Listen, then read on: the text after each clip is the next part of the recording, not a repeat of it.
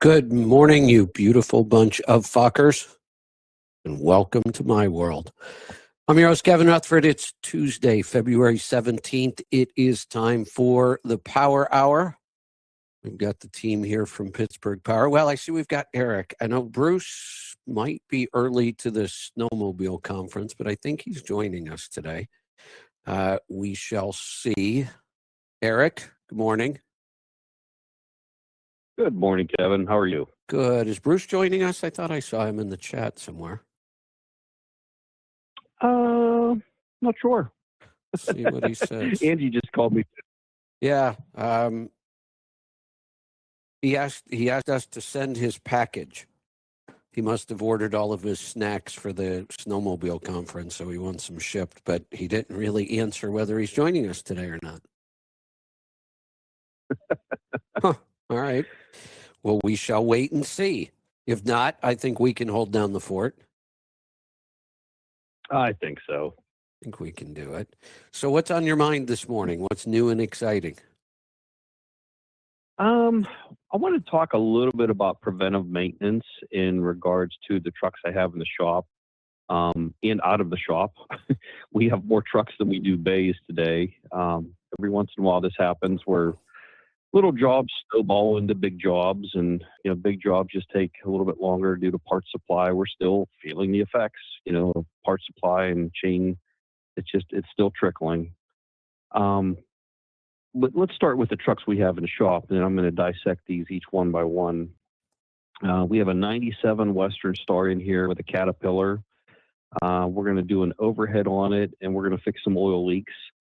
And when you think of Western Star, you really don't think of aerodynamic or maybe even fuel economy. I mean, first thing comes to my mind is vocational trucks and the Pacific Northwest, logging, and they just make a cool product.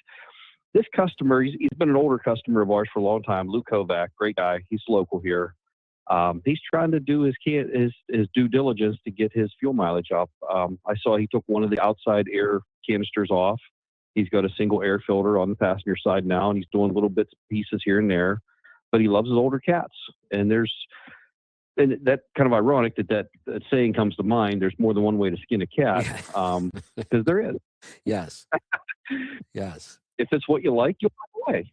And that's the way that everybody goes through life. If you really have a true passion for it, that's what you like, you'll find it. Hey, Eric, it's funny that you use that phrase.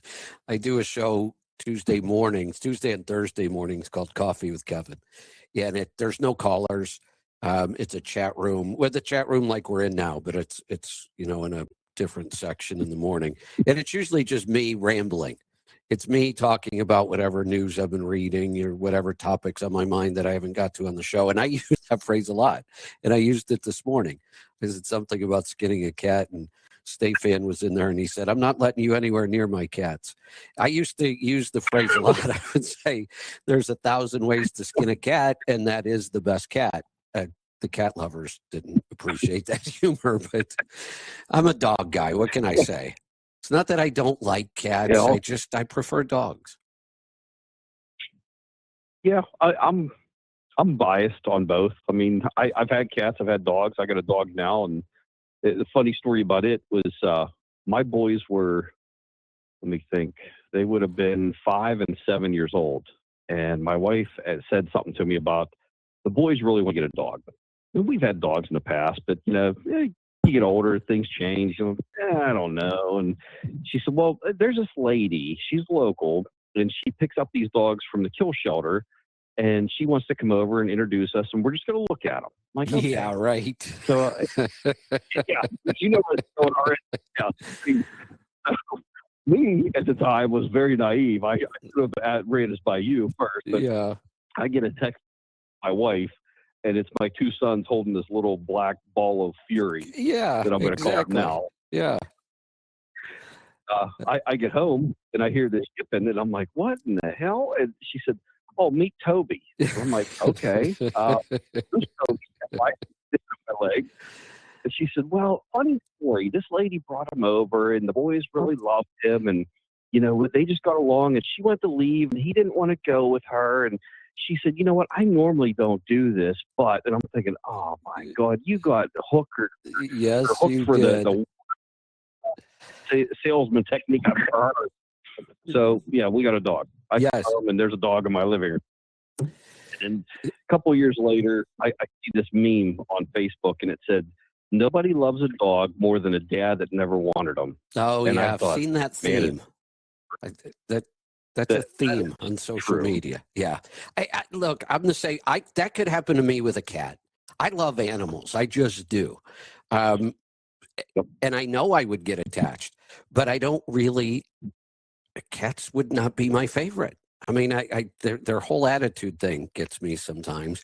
So I just, it's not that I wouldn't love the cat. I know I would. I would get attached to it, but I just prefer a dog. But before I was married, a cat was nice because they're self-sufficient. They're easier. Like, you just make sure they have food and water. They are easier. Don't worry about it. Yeah. My dog, I come home every day and we get this ritual. I have to pet him as soon as I walk through the door. Then he grabs his food bowl, which is empty because my kids forget to feed him, and he goes and hides it somewhere. And then I have to find a stupid food bowl. So I go back up, and he just looks at me like, "Hey, I'm hungry. Feed me." And I'm like, "Well, I would if you wouldn't take your bowl." That dog has you trained very well. Yeah, little, you know what head. Yeah. Yeah. But anyway, back to trucks. Yes. So we got an '03 Freightliner in here. It's a classic with a 12.7 Detroit. This gentleman's had a bunch of our stuff already put on it years ago. Mike is his name. We just did one of our upgraded 10-blade turbos for the Detroit 12.7s, and we're getting really good feedback on these. We've been offering these for probably about 2, maybe 3 years now. It's a performance upgrade for the 12.7s. It's able to provide more airflow, same boost pressure, a little bit lower in the pyrometer temps, but it's a wider range of horsepower we can put it on. It'll accommodate like a 500, 550-ish on the bottom side, but it can support all the way up to like 700, 7.25. The spool up is great. People love the performance of them. They run smooth. Really nice fit on there. We put one of our mufflers on this past truck. We did a boost test and we found a big hole in his charge air cooler. So we replaced his charge air cooler, and his alternator wasn't charging. So we replaced his alternator as well. Back to my theme though, is for this next truck, the preventive maintenance thing. A lot of people need to plan ahead. Sometimes we get caught up living in the moment, but you kind of want to take advantage of stuff when you can to absorb some of the costs. And we have a really good one here, Howard Taphouse, and he runs Plycon. Another older customer. I've known Howard for a long time. Great guy. He has a 15 Peterbilt 579 with an ISX. And he brought it in for a bunch of little stuff like exhaust leaks, a little bit of coolant leaks, air leaks, one tail light's out. But the big thing was top of the transmission's leaking. And to get to it, of course, you're going to pull the transmission. So we're going to do a clutch. He's also going to change the carrier bearing since we have it out. We're going to send the drive shafts out to be balanced, but we're also going to replace all the fuel lines. And that's something that a lot of people would never put together. Like, you know what? Yeah, you're under there. Why not do them now? It's wide open, and you save a lot of money on labor by doing it at these scheduled times. So scheduled downtime is always better than unscheduled downtime. And this is just something to think about. If your truck's approaching 10, 12, maybe 15 or even 20 years old, and it's got 1 million or 2 million miles on it, there's different things that you need to pay attention to as far as maintenance. This is one of them. And it's a great time to take advantage of the labor because you don't have to pay it twice. We have a 16 Freightliner Cascadian here glider. We're doing an overhead that needed an injector. We did find some scoring marks in one of the cylinders. They don't look too bad yet, but we're still working on it to try to make sure that it's okay. We have a 98 Kenworth in here, W900 with a 6TS Caterpillar. It's got a pretty good engine miss. I have a feeling that may be a bad cylinder on that one. 16 International Pro Star. This is Tony's truck. We've talked about her in the past. We did a tune on her truck when she was here last year, I think it was, and it kept throwing a code 559. Anybody out there with a Detroit DD platform specifically, if you see a 559, that is a fuel pressure code. Now, I'm sorry, this isn't a DD. I looked at the wrong line here. Tony's truck is an ISX X15. That would be an IX15. I got too many trucks to keep track of. Yeah, there you go. On this one, when you get this code, it can be a bunch of different things. Now, she didn't have this code before we did the tune. And as soon as we did the tune, she left here and started throwing the code. We came back and checked everything out, and everything came out back to spec. Yeah, it passed. But the problem is that we were requesting a little bit more power, which would require more fuel. If your fuel pump is on the verge, it may still pass, but if you try to ask it for a little bit more than what it's used to, that may be just enough to put it over the edge. So we pulled the fuel pump head off of her fuel pump and determined that it's getting wore out. It needs to be replaced. So it's something to consider whenever you're looking at used trucks, or if your truck has a lot of miles on it, you've never done that before, you might want to have it checked out. On the ISX platforms, it's super easy. You just take the couple bolts off the top of the head, you pull the fuel pump head off, you can look down in there and see what the plungers look like. So it's a really good thing to do. And then Danny Egan just commented in our chat box there. I just spoke to his heart. work being done on Howard's truck. Yeah, Howard's a great guy, Danny. We really appreciate him. I always enjoy talking to him. So the next truck we have is a 19 Freightliner Cascadia DD15 that we're doing the suction tubes on the oil pan, which is a very common thing. There's two different types of DD15 platforms that I'm used to, the ones that aren't so bad and the ones that are bad to get to. And this is engineering at its finest. You know, under the front bumper of a lot of these DD platforms, and a lot of them are in Freightliner chassis, they mount a lot of like air boxes, regulators, pumps, compressors, all these different electronics, and the oil pans have to come out through the front. So if you're ever in a DD15 platform, take a peek underneath the front bumper the next time you go to schedule any work that would involve taking a pan off. If your truck has all of that stuff under there, you need to be prepared. It takes extra time to get all that off of there and remove the front bumper to get the oil pan out. Now, we have seen a few of these trucks where it does not have all those electronics under there, and you can literally pull the pan right out. So just take a peek next time you're looking. It's something to even think about. You know, you just think like, okay, I got this truck and I'm going to do this and this. And my buddy had, 4 hours getting that repaired. And this guy I talked to, sometimes repair times aren't the same for your truck because they are different. Even though they're the same model, they may be spec'd out differently from the factory from the very beginning. So just be prepared on that. That's all. Then we have a 19 International in here with an X15. We're doing an in-frame on. Truck has 965,000. It was getting a little bit weak, starting to lose a little bit of power and performance.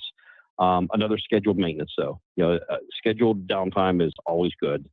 And then the last one we have is a Cat A-Cert. We're finishing up an in-frame on today. We should be able to fire it up and get it out on the road for a road test, and then also put it on the dyno for a new engine break-in. So that's something to be important to when you're looking for an in-frame shop. Number one, we always stress, make sure they have the proper tools. That's a very, very crucial thing because we've seen it in the past. Other good shops, and not trying to slam anybody here, they're good mechanics, they're smart, they're good. They just don't know about these specialty tools sometimes because they weren't taught about them. They may have been taught a different way to put stuff together. Well, as parts evolve and trucks evolve, so do the tooling for them too. And you got to make sure you do your due diligence and homework on a shop to make sure that they're up to date on their tooling as well as their knowledge and resources. There's a lot of online classes that people take to do this kind of stuff, to be certified in this kind of stuff. But the tooling industry as a whole has really stepped up in the last decade. I've seen tools being invented that, wow, does that make my life easier? Or I made one of them, a really crude version back in 97 when I was doing, there's a lot of stuff out there that's really needs to be explored. But you need to make sure that the shop you're going to choose to do your in-frame has up-to-date stuff like this. We invest a lot of time in R&D for tooling and resources and like our dynos. A lot of that stuff goes, it doesn't seem like a lot at first, but when you really look in depth at it, how much complexity there is, it really is a big statement on the shop's character. when I give people tours of our building and we walk through the dyno, and I'll explain to them, we can replicate barometric pressure by the ceiling fan in the dyno cell and the garage door. If you only open the door X amount of inches and you turn this fan on, that'll move 77,000 cubic feet of air per minute. We can actually raise or alter the barometric pressure reading on the map sensors on some of these trucks. And because our tie down machine, whatever you want to call it, some of the guys here call it the giraffe, it's a big hydraulic over electric unit. It has a load cell on the front of the boom. So we can actually simulate like loaded suspension if we're looking for vibrations or engine misses or, whatever the situation might be. It's not uncommon for us to open the hood on a truck and start spraying the engine down with water because a customer says, I got a problem, but it only acts up in a rainstorm. We can replicate all that in our dyno cell here in Saxonburg, PA. So you want to look for a shop that's well prepared, well versed, and a good staff. It's not just about the sale, what they offer. It's also after the sale and how you're treated. So just some word of advice today, just going over some older stuff that we've talked about in the past. But we hopefully are seeing the turn of the economy with our shop being this full right now. I'd love to be full like this all the time. It's a really good sign. Hopefully trucking is making a comeback. It's looking like it. Things have really improved over the last several weeks. Rates, economic conditions, clearing out all the non-domiciled illegal CDLs that should have never been issued, going after chameleon carriers. There's a lot of good stuff happening. I want to go back to something you touched on earlier about preventative maintenance. I was not going to talk about this until you brought that up. Somebody sent me a video this morning, and I normally don't even take my phone into the bedroom. I mean, I try to keep the devices out of there. Lisa's at the homestead. I'm at the house. So I have my phone up there in case something goes wrong. So this video comes in this morning before I'm even out of bed. And I watched it and it hurt my brain. And it ties into this. It's so stupid. I wasn't even going to talk about it. This is the kind of stuff I will talk about on Coffee with Kevin, but it applies here. So this guy, it was a YouTube video. The guy's got a trucking channel, and it's actually called The Business of Trucking, or it's something about that in the title. It's about the business of trucking. He's done a couple hundred videos. He's got some followers. But his whole point to this video this morning was that it just doesn't make any sense to track your expenses in business. That was the whole point of the video. What? That all the trucking experts lied to you about how important it is to know your cost of operation or your cost per mile. In his opinion, he's done it. He says he has all the spreadsheets. He did it. It is a total waste of time, he said. Wow. Yeah. That's a bold stretch. Yeah. It goes against, a couple, millennia of business advice. As far back as I know, people accounted for where their money went in business. And he said, here's why. It doesn't help you make any decisions. He said, look, what are you going to use this for? Are you going to look at your cost and decide that you can haul cheap freight? So it was the whole cheap freight thing. So he said, basically, I just stopped tracking anything. It doesn't do you any good. And I just get the best rate I can. But he never gave us any ideas how you get the best rate you can. Then he went into, there's no way I'm going to lower my cost, my rate, because my costs are lower. I'm just not going to do that. Why would I ever do that? And then in the next video, he's asking the TA mechanic who TA gives the best tire discounts to. Well, that made my brain hurt in so many ways. First off, are you really that ignorant? Do you really think that asking the mechanic at TA is going to get you TA's best discount on tires? If TA offers a Yeah. discount, they're going to offer it to their best customers. You know what they're going to base that on? They're going to base it on their cost and their value of a customer. Well, you don't even know that in your business. And I find it ironic that somebody who says, I don't need to know my cost because I'm never going to lower my revenue, then is asking some other business how to get their best discount. Why should they lower their price to you? You're not going to lower your price to anybody else. The whole thing was so bad. So let's talk about maintenance, because he made this statement. He said, one year, when I was doing this, he said, I set a goal to keep my maintenance cost under $20,000. And at the end of the year, they were only $12,000. I knocked it out of the park. But the next year, I shot for $12,000, but my cost was $20,000. Well, what am I going to do about that? And then he said, I don't mind spending money on oil changes. Well, wait a minute. What does that mean? Every 10,000 miles? When are you doing your oil changes? And you don't mind spending money if you don't need to? The whole thing was just so ignorant. But what it brings up a mentality of people who I just wonder how their thought process works. They want everybody else to give discounts. They're never going to give a discount. They're just going to get the highest rate they possibly can. They're not tracking an expense, but then they're willing to just spend money on an expense. And the mentality is as though nothing would matter anyway. Why would I need to know my expenses? What could I do about it? Well, there's your first problem. Do you not realize there is a lot you could do about your expenses if you know what they are? I cannot wrap my head around this.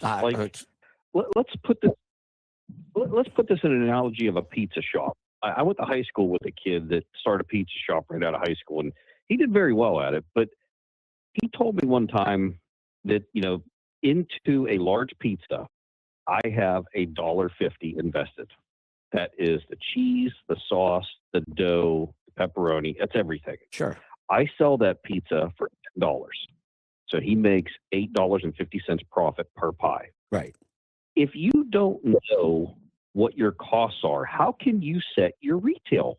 Well, his point is just set it as high as you can.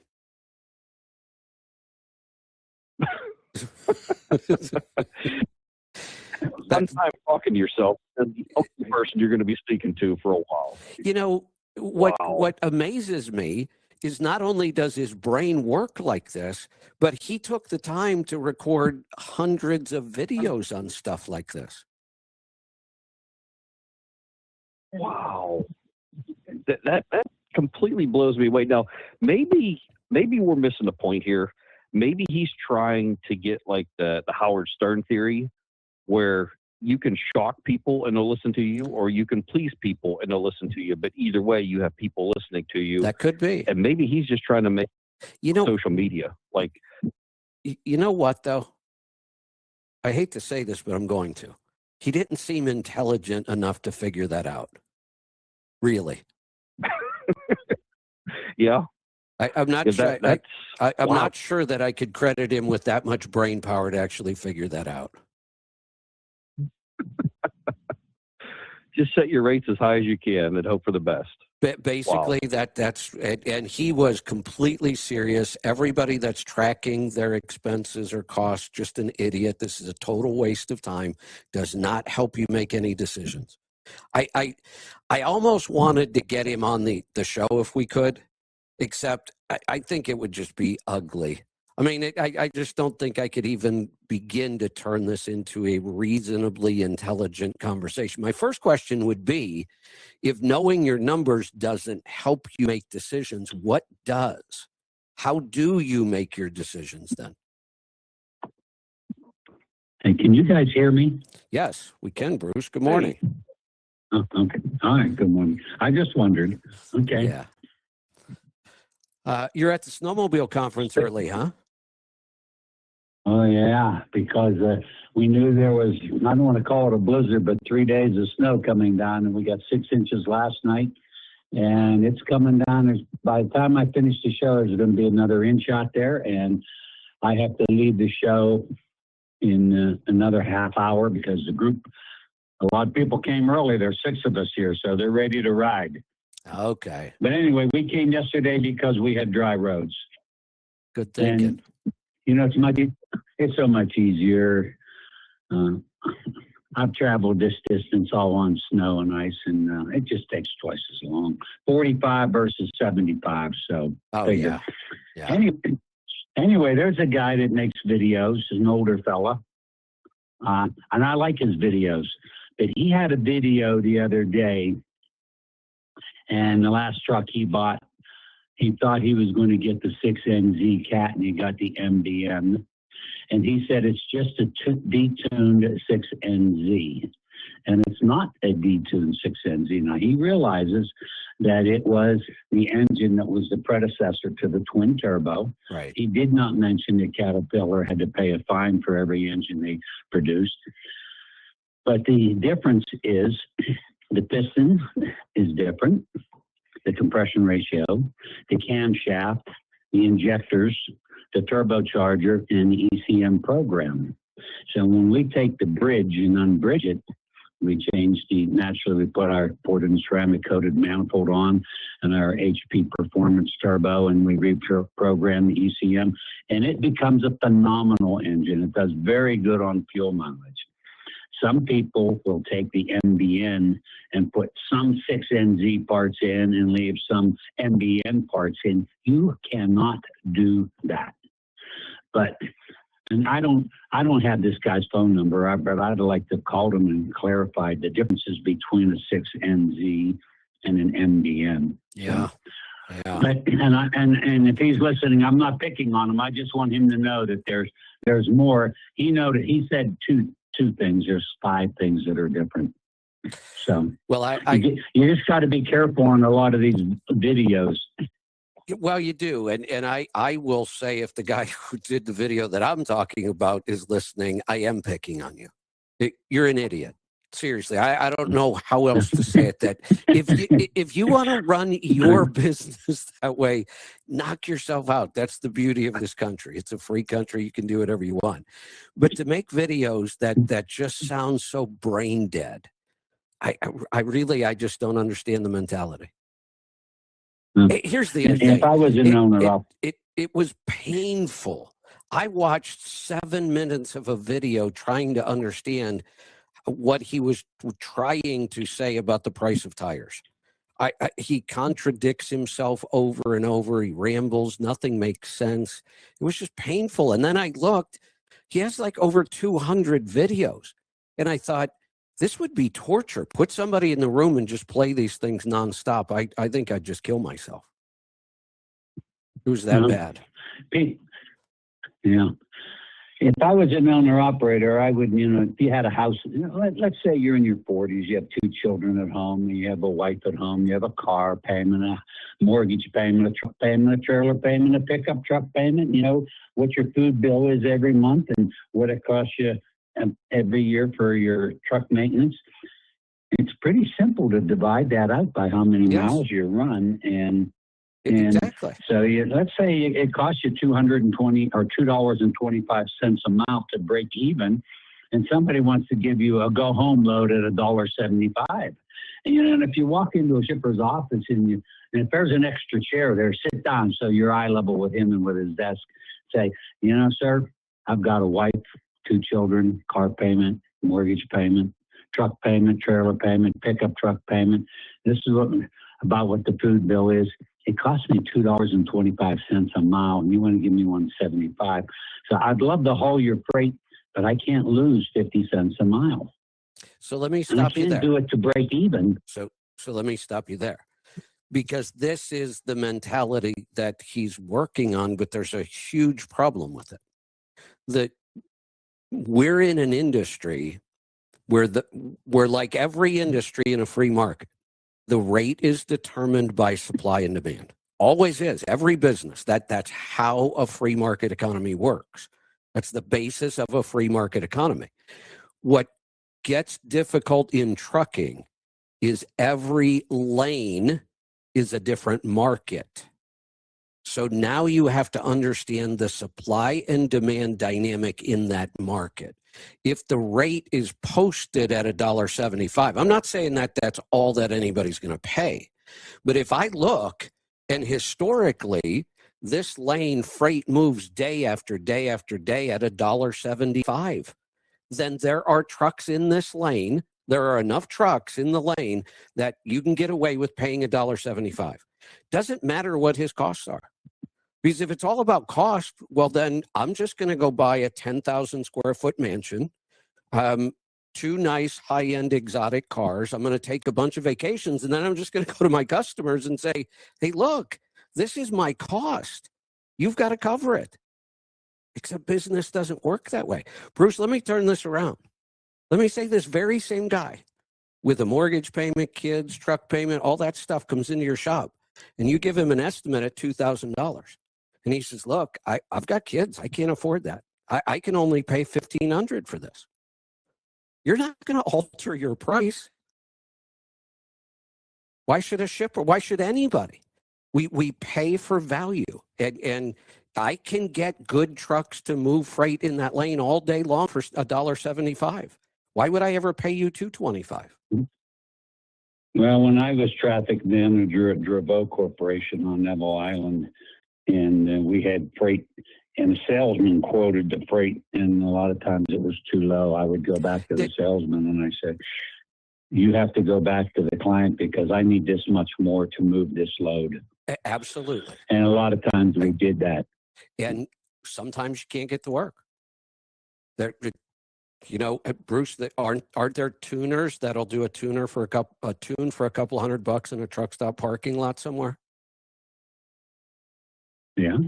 But is that real afterwards? But is that real value or not? They're cheap, but is there any value there? Maybe not. We've seen horrendous stories.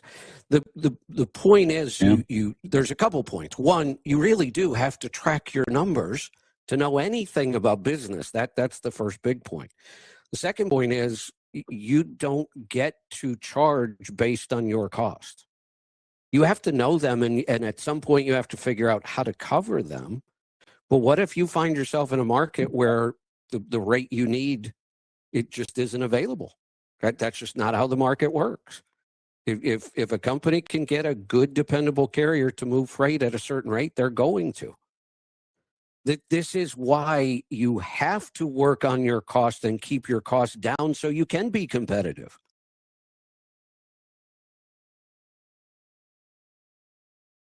Well, I'm not saying you should all cheap freight. I know everything's negotiable, and I think there's room in a lot of those freight rates where you can negotiate. Oh, absolutely. Especially if you're there, and your truck is sitting there, and you can take it now, because when I was in shipping and traffic and transportation, my main goal was to get everything moved every day. Absolutely. And out of that one particular plant, I moved on average 36 loads a week. And if I didn't get them moved, then my boss would ask me why, and I had to sit there and listen to him. And so my goal was to move all 35 or 36 of those loads every week. And once that got on that trailer and that truck pulled out of that plant, my job was done. So if it needed more money, I found more money for it. So let's go back to that, Bruce. Let's stay with that one. That we have to negotiate somewhere. I am all for negotiating, but in my opinion, if you don't have a relationship with somebody, it's not negotiating. It's haggling. All we're going to talk about is price. If somebody comes to you and they need a better price from you, they want to negotiate your price, are you more willing to talk to somebody who is a dedicated customer? You know that they bring you the majority of their business. They brought you some friends along the way. Or are you going to negotiate with the guy who called, asks you a bunch of questions, wastes your time, and then you find out they're not a customer at all, but yet they want a discount? Yeah. Yeah. That's what this is. This guy We know thinks he our can prices. just run around, charge whatever he wants because he has all this expenses. People should discount things to him, but he is never, he said it, I will never discount my price. But I don't even know how he comes Well, to his price. Are yeah. there times where I Anyway. would haul freight at a loss? Yes, absolutely. I Well, do work at a loss well, all the time. But well, let's say you know, if you're in a town, say Denver, and there's nothing up, but there's something good waiting in Kansas City, that's a little different story. But that is the story. anyway, That's I always wanted the to case. Yeah. There's always something better, and I So- can always take a load that I might. Let's say the load only pays $1.40 a mile, and my costs are $1.50 a mile. Well, I'm going to lose 10 cents a mile. There are people who will, and they'll admit this, they will deadhead first. So they'll lose $1.50 a mile instead of losing 10 cents a mile. Mm-hmm. I understand that. So, can we get back to turbochargers? I know Eric opened up with turbochargers, and I'd like to talk a little bit about turbos. Yes. Within the past year, I've had 6 people that bought turbos online, bought turbos from other people that don't understand turbochargers. Everybody thinks you want quick response, kills fuel mileage, and I end up selling them the right turbo. And now they just spent $2,500, $3,000, $1,800 on a turbo that's sitting in their garage because they can't return it. You're better off to call somebody like Eric or I or Brian that understands turbos, understands how fast you want to go, how much power you're making, what size engine you have. A 12.7 turbo doesn't work on a 15-liter engine, but yet people are putting those 12.7 turbos on 15-liter engines, and it doesn't work. It just chokes the truck. Oh, if you just stayed in New York City and just did city delivery, it might be fine. But once you get out on the interstate and start across the interstate, that boost has to come way down under 10 pounds to get any kind of fuel mileage. And people today want to run 70, 68 miles an hour. We have to get the turbo spec so that the turbo boost is low. And it keeps happening every day. Oh, I got a really great deal on this turbo, but I lost a mile of the gallon. Yeah. Yeah. Not such a good deal. Yeah, so. My pyrometer's running hot. I lost fuel mileage. I can't get my boost under 18 pounds, no matter how slow I go. Yeah. That's all I need to hear. That's all I need to hear. Yep. So. Yes, indeed. And so we did years ago when we moved to Saxonburg. There was a trucking company across the street, and it was all owner operators, a couple company trucks, and most of them had Caterpillars. And this guy came to me, and he wanted his 12.7 Detroit rebuilt, and he wants to outrun all the Caterpillars. I said, "Boy," I said, "You're asking for a lot there, but we can get you running right with them." And it was going to be about $22,000. He said. And I told him about what the price would be, and he said, "I only have $10,000. I said, "Well, I'm sorry. We could put in cylinder kits and a head and set of rod and main bearings and do $10,000 worth of work, and then I'll give you a list of the performance parts that you'll need, and then you can add them." And he walked out on me. I said, "Okay, well, you can't get a $22,000 or $25,000 engine back then for $10,000." So. And he was right across the street. Yeah. Yeah. So. All right. Do we have any? Sometimes when somebody comes in and they're down and out and they need to get home, I've told this story before when we were down on Route 28 off of exit 5 of the Turnpike, now 48. A guy walked in with his fuel pump off of Big Cam Cummins, and it was the day before Memorial Day, and he was sad. He said, "I have $66. I've got to get home to Baltimore, and my pump's broke." And I looked at him. I said, "Let me see what I can do." And I took it apart, and they had a broken governor plunger. I lapped a new plunger and charged them $16. And he got home. Yeah, there you and go. You know what? I never, ever, he never came back. So if somebody does you a favor like that, if somebody does you a favor, a shop does you a favor and gets you back on the road and gets you home for a holiday or helps you and saves you, we saved a lot of people from bankruptcy with their emission systems. Shouldn't you go back and give them repeat business? Yes. Yes. That's the basis of all relationships. That's how I feel. I could offer a possible reason why he may not have. And this is one I struggle with too. I love helping people. And there are times where, and this may have been one of those cases. Now I come at this from a different angle, but I have people who call me all the time and they want advice about how to get out of a place like this. They can't afford a $200 repair to get home. And at that point, my best advice is not to help them figure out how to get $200 or to get home.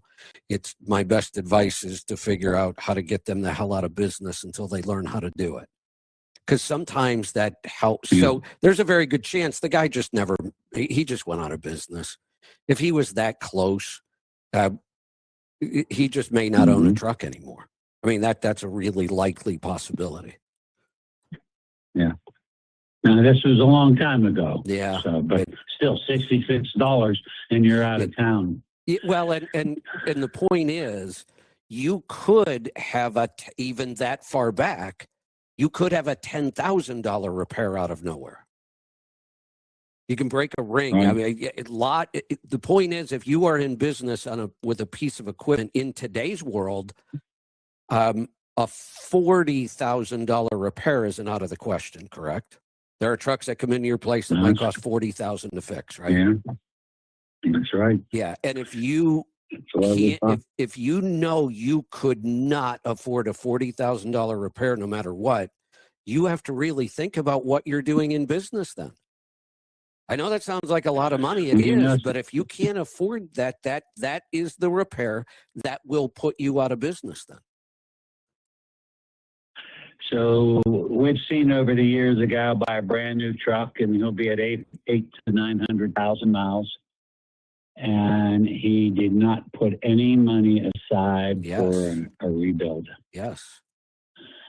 And I'm thinking, what are you thinking? You think this engine's going to run forever? Here's another point going back to the guy who doesn't think you should monitor your expenses. How would you know how much to put aside if you don't monitor your expenses? And I'll tell you real quick about the price of parts. Years ago, Mark Chappell told me the OEMs make no money selling an engine to a truck manufacturer. They make money selling parts.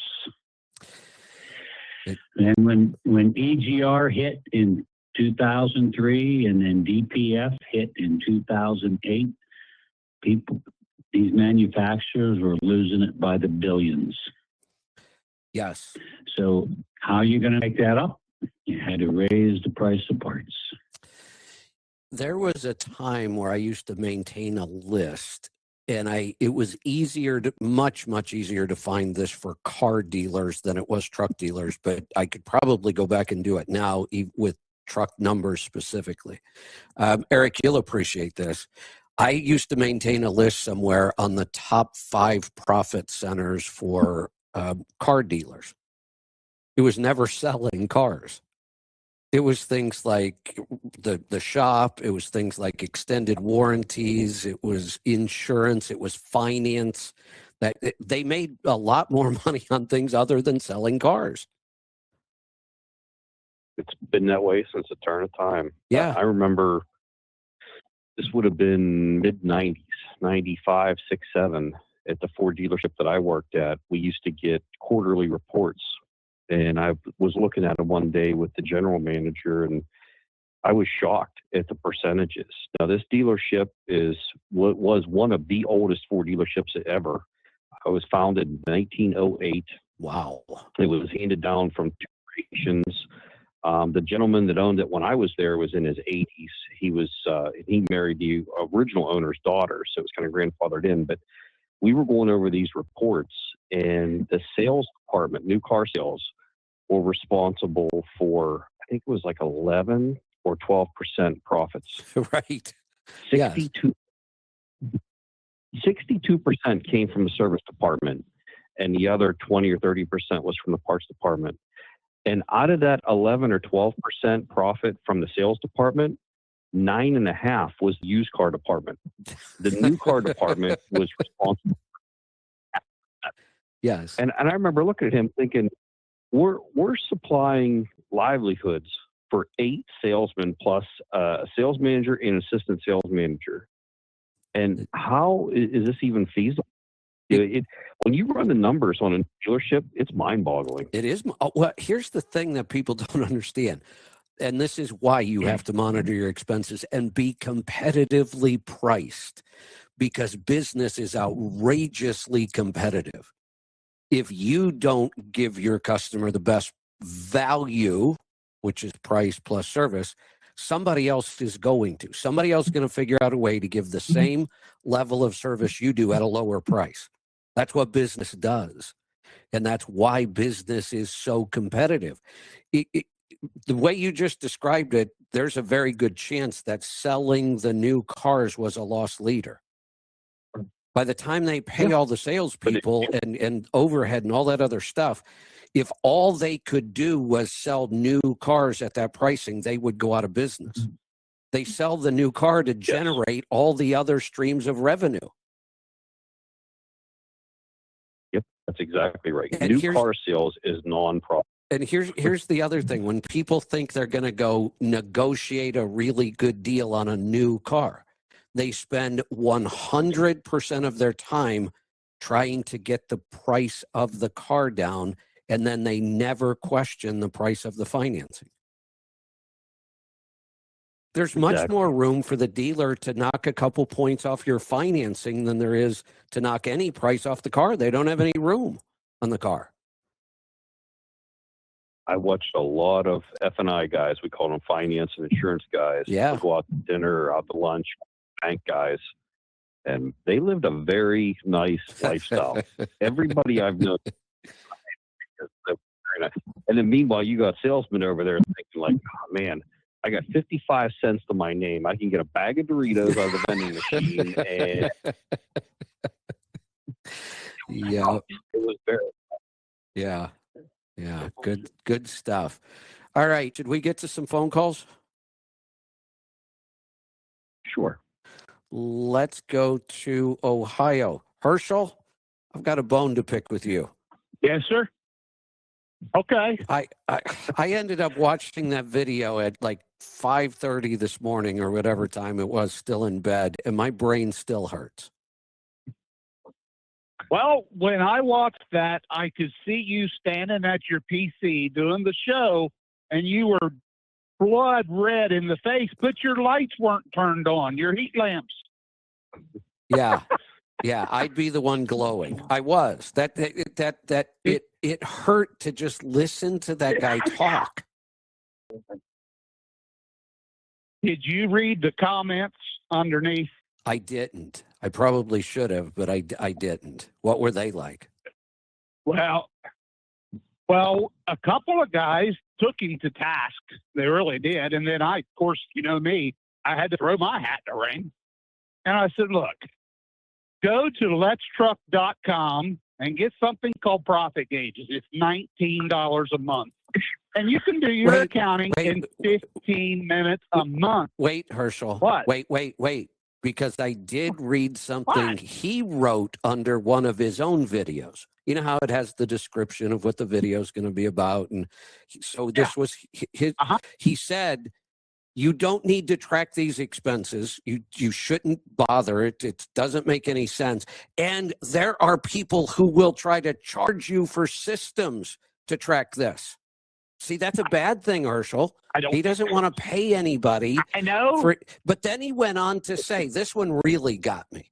This is where it just proves he has zero concept of business. He did after that go on to say, but if you know of some magic formula that would help me use these numbers, then please share it with me. So, Herschel, we just haven't found the magic formula yet. Well, I went on to kind of a little bit tell him the magic formula. I went on to tell him, if you have no idea what it costs you to drive that truck around, how do you have any idea if all you're going to do is pay for the operation, or are you going to have any money left for personal use? And then the other part that you left out is you have to understand what lane and area you're going to. No, if you're in Florida Herschel, trying to come out, Herschel, you're just all wrong about this. You just charge as much as you want. Just charge as much as you want. But it don't work that way. Why not? I said if you're in Florida, it's 85, 95 cents a mile. You're in Columbus, Ohio, it's $1.75, $2.25. You have to know. I put a comment, please, any new owner-operators that are watching this, do not listen to this. You have to know what it costs you. Unbelievable. Just for the fun of it, Herschel, see if you can get him to join us on Thursday. Oh, yeah, I'll look and check the comments and see if I can get him to do it. Just for the comic relief. Yeah, I'll put your phone number in there and see if we can get him to do it. I couldn't believe it when I saw it. My good God. They say if somebody's really dumb, they would drown if you didn't tell them to go inside out of the rain. That kind of applies. I think so. It was painful to watch, and I'm holding you responsible. That's how I had to start my day. Well, that's okay. Now we'll just have to start a Friday show, and I'll host it, and we'll call it the rap session. You're on. Or no, the bullshit session. You're the on. Bullshit session. Yeah, that's better. We could call it the liar's counter. Yes. That's the sad part about what happened to the American truck stop is that the liar's counter went away. Yeah. I heard a guy sitting there when the computer engines first came out, and he said, he was a bigger guy talking to these other guys. Yeah, I put my truck on cruise control because I know that computer's smarter than me. And I was sitting there, I looked at him, and I said, well, if that computer's smarter than you, I don't know if you should be driving that truck. And he probably outweighed me by 100 pounds. Yeah. So anyway. All right, guys. I'll leave you alone and let you get somebody else. I just couldn't believe that when I saw it. My good God. I was shocked at how bad it really was. Herschel? Yes, sir. Did you know years ago there was a guy that had a 903 Cummins? Now keep in mind that was 320 horse engine, 765 foot-pound of torque. But his 903 was so fast he wasn't allowed to drive it in Texas, and when he got to Texas, he had to put it on a rail car. And I've heard that story over and over. Now, Bruce, you have to get the name of that engine right. That was the 90 nothing, remember? No, we actually circle tracked one. We had it at 840 horsepower. We did well with the 903. But yeah, I know. Hey, that's what everybody called them.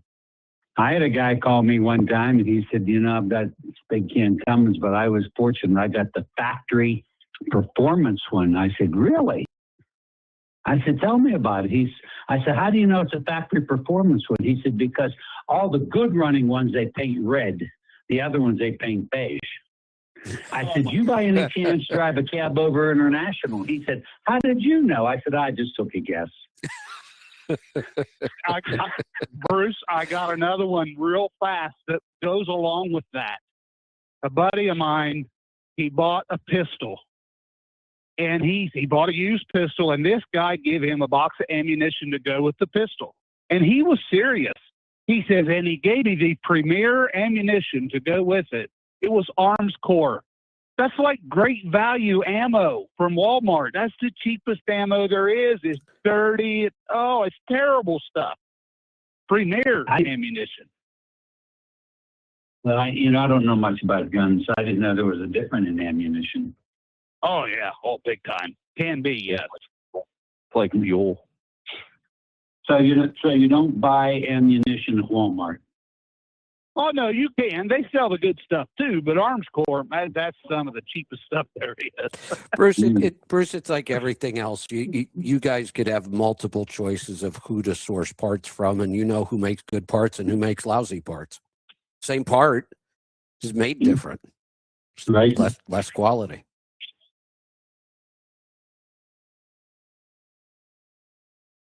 All right, guys, I'll leave you alone. Let you get on with the show. All right. Good talking to you, Herschel. Let's go to Arizona. Kevin, welcome. How we doing? Good. What's on your mind? How things are you getting on?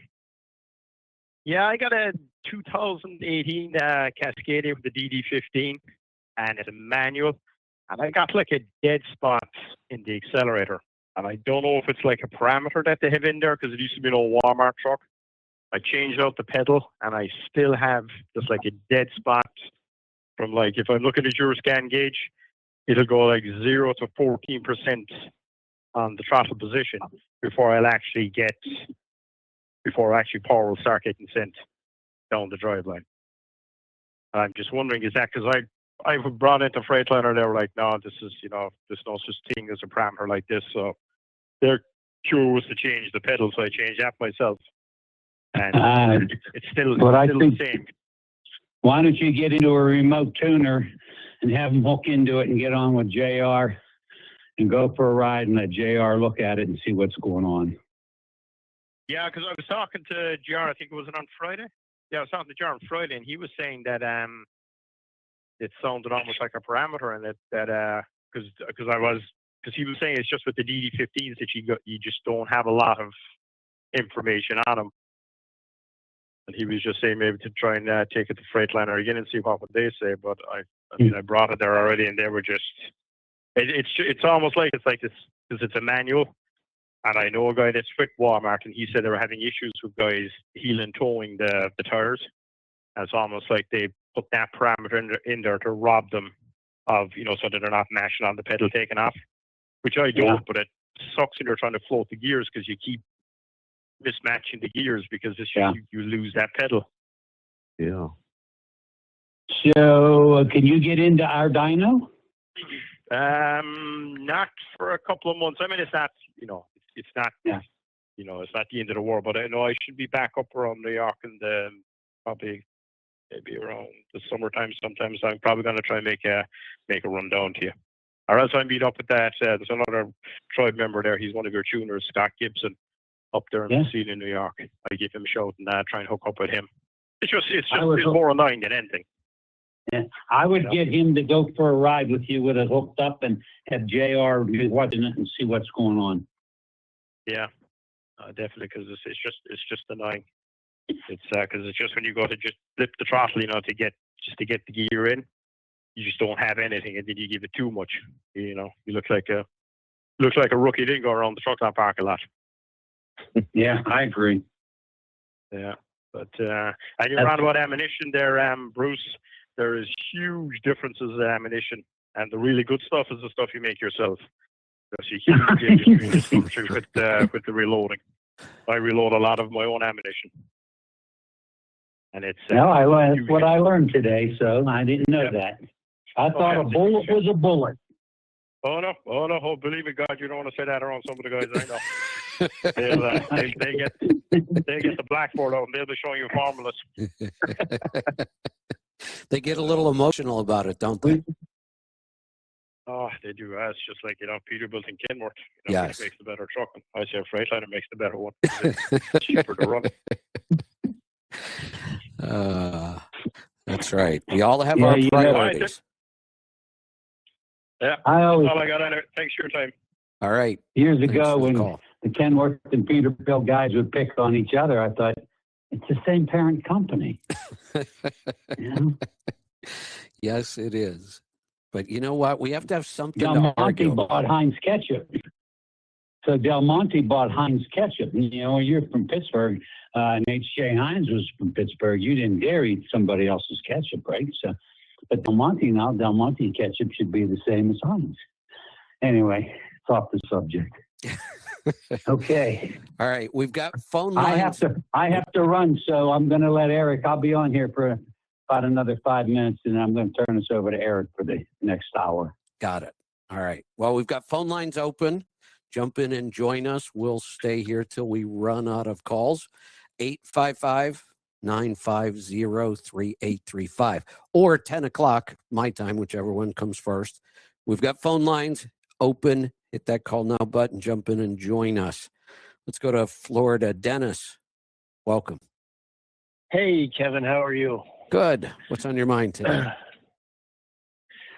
I just actually have a pretty easy question for Eric or Bruce. It's about the catalyst. Can I mix that ratio and store that being a 3 to 5? Hi, I'm Kevin Rutherford. If you like this video, hit like and subscribe or leave a comment below. It really helps us get the show out to more people. If you'd like to get the show, the full show, ad-free, you can sign up with the link below.